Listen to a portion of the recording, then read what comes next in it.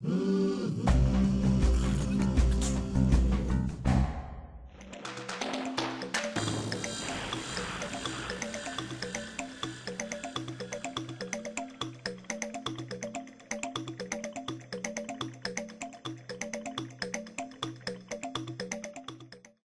además de estar representado de esa forma, nos encontramos entre una asociación donde hay, fundamentalmente diría yo, 4 grupos grandes, ¿no?, más distinguibles.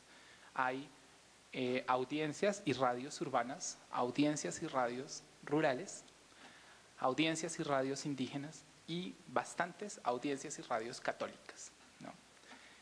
Ese solo conjunto que parece pequeño, urbano, rural, indígena, católico, genera una cantidad de conflictos impresionante, ¿no? Desde temas tan pequeñitos como efectivamente discriminaciones urbano-rurales, pequeñitos quiero decir a veces en los espacios, o temas absolutamente complejos que llevan años debatiéndose, como la posibilidad o no de debatir temas como el aborto, como las identidades sexuales, ¿no? Entonces, todo esto son espacios donde nos enfrentamos a múltiples visiones del mundo, ¿no?, que sería la primera etapa, el primer indicador de estar en una relación intercultural, y es que hay más de una persona con más de una visión distinta del mundo que la que propone algún otro. Y ese es un espacio muy interesante de trabajo. Y frente a ese espacio, ALER ha decidido trabajar a partir de las redes.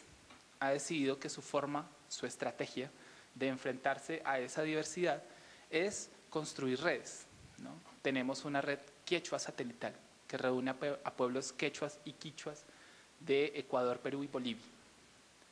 Tenemos una red intercultural amazónica de radios que reúne a radios de los 6 países de la cuenca amazónica, que a diferencia de la red quechua, que tiene por lo menos una raíz idiomática similar, aquí nos enfrentamos a un montón de cosas y a una cantidad de actores que a veces incluso superan los conflictos sobre el desarrollo que tiene la red quechua.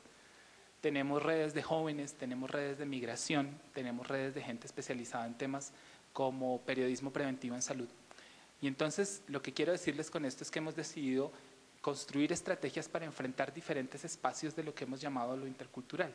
Lo étnico, por un lado, los conflictos sobre el desarrollo, por el otro, la migración, que como todos ustedes sabrán es tal vez en la actualidad el gran espacio de desarrollo de teorías y de investigaciones sobre la interculturalidad. Europa es un espacio donde cada nada salen libros, ¿no?, e investigaciones sobre la visión de la prensa, sobre los inmigrantes, sobre las relaciones, sobre el codesarrollo, ¿no? Y es un espacio, digamos, de cómo la diáspora, ¿no?, es una excusa perfecta para hablar de interculturalidad, igual que lo interétnico.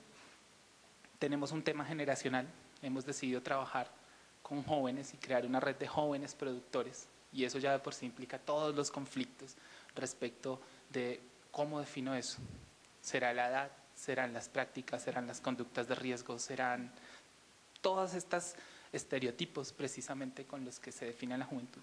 Entonces se ha decidido trabajar con las redes, y ese trabajo de redes, incompleto, como todo trabajo de redes, siempre, nos ha permitido ir definiendo problemas, ir dándonos cuenta que hay cosas que no logramos a través de las redes, que hay discursos, que hay debates que a veces no logramos generar a través de las redes, pero hay otros que sí. Y eso ha sido como muy interesante. Entonces, en ese espacio yo diría que hemos logrado 3 cosas en ALER a través del trabajo en redes, que son muy importantes para hablar de interculturalidad. Uno, hemos encontrado espacios para expresar la diferencia, ¿sí? Hemos logrado construir productos que hablan de la experiencia de jóvenes migrantes, productos que hablan de la experiencia de familias transnacionales. Les estoy hablando de campañas radiofónicas que realizamos con múltiples actores. Hemos logrado hablar de la mujer, de la salud, de la familia. Todos estos espacios de identidad, como ustedes los identificarán, que son bien interesantes y que los hemos logrado hacer con actores de esas mismas identidades, que jóvenes produzcan, que jóvenes migrantes produzcan, que mujeres migrantes produzcan, que estén ahí. Entonces, hemos logrado expresar la diferencia, que siempre es un primer paso interesante para la interculturalidad. Por lo menos, nos hemos propuesto el objetivo de deconstruir estereotipos, esos estereotipos que se construyen sobre el joven migrante, sobre la familia, sobre los indígenas, sobre la experiencia de la Amazonía. Y lo complicado que es, por ejemplo, hablar de una Amazonía que no es solamente el espacio de conflictos por lo extractivo y por el desarrollo, que hay otras experiencias más en la vida de la Amazonía. Y eso también ha sido como interesante. Y lo que esperamos además es fomentar el diálogo, ¿no? Que efectivamente en estos productos aparezca el diálogo y que actores diversos a partir de estos productos fomenten el diálogo. Y consideramos que son logros muy importantes de una estrategia intercultural, de una estrategia que ha pretendido identificar unos otros, esos otros que ya les he venido nombrando. Entonces, propuesta esta experiencia de la Asociación Latinoamericana de Educación Radiofónica, que es muy interesante, que ha decidido desarrollar una estrategia de redes, ¿no? En la que cada nodo es autónomo, puede producir sus cosas, efectivamente interactúan entre ellos. También nos enfrentamos a que a veces nuestra experiencia intercultural se enfrenta a la limitación de vincular a los mismos.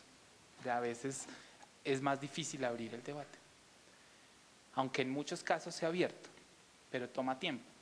La red Quechua satelital ha tomado 10 años, por ejemplo, para que empiece a ser, desde hace algunos años, pero ha tenido que irse fortaleciendo en 10 años, un actor importante en la producción informativa, por ejemplo, ¿no? Un actor importante que trascienda de un informativo en quechua o quichua para ser también un actor en los demás informativos. Y aún así uno se podría preguntar, bueno, ¿por qué yo exijo la traducción del quichua al castellano y no viceversa? Por hacer una pregunta lanzada al aire. Y surgen todo este montón de complicaciones que son interesantes precisamente porque demuestran la incapacidad de la perspectiva estratégica para ver, ¿no?, el tema intercultural. Entonces, lo que yo me he dado cuenta es que efectivamente tenemos que pensar de otra manera lo intercultural.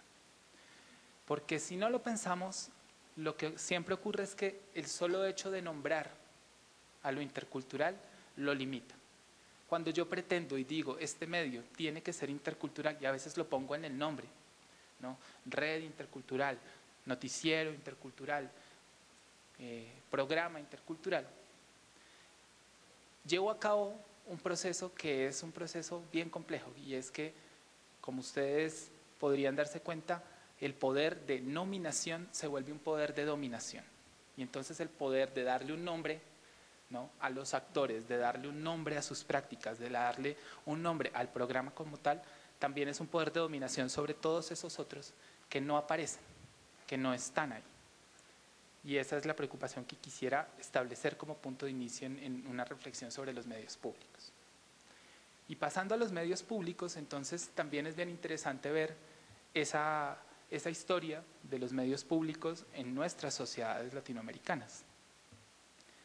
Porque aunque seguramente en muchos países hay múltiples historias de medios públicos, ¿no?, la fuerza con la que en los últimos años aparecen nombrados a sí mismos como medios públicos, tratando además de construir una identidad que se diferencie claramente, ¿no?, del medio gubernamental.